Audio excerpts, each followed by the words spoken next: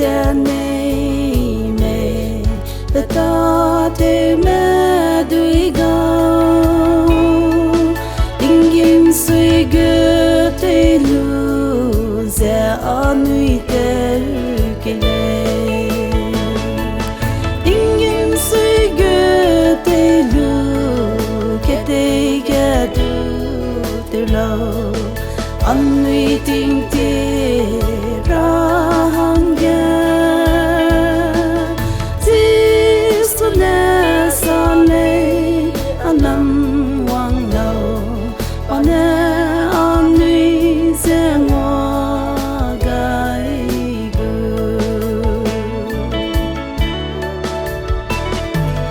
Tinggim kete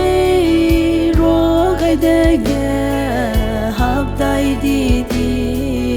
le Egu pui cha ra me ara no ra le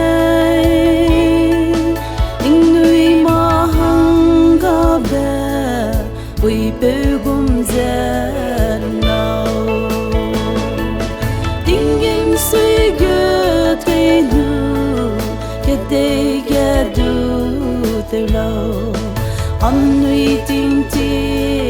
rahangya Zisune sale alam wang lau One anui zengwa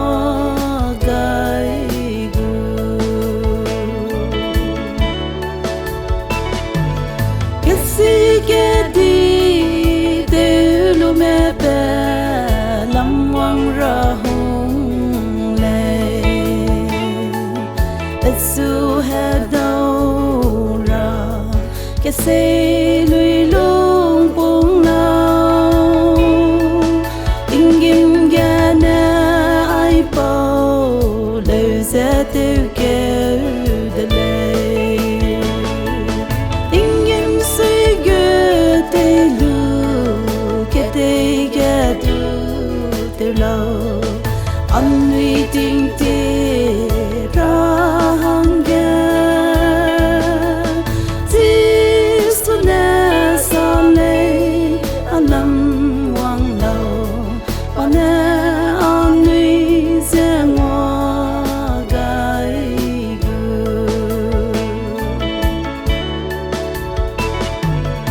Anui hera gai lu lao Anui tinggim ram Wang sang be mai de zai Anui sui i ze pe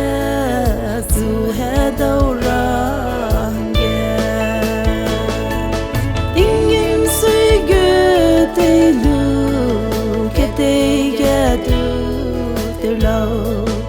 Anui ting te rahangya Zisune sale alam wang lo Ane anui zengwa gai gu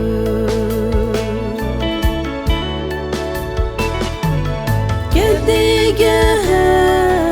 gi Hiasuangle wang de zai Tinggim ram ge pe Nui bam hang ga gu le Ese lui te me ra pe Nai bam sam gu le Tinggim Suigut te lu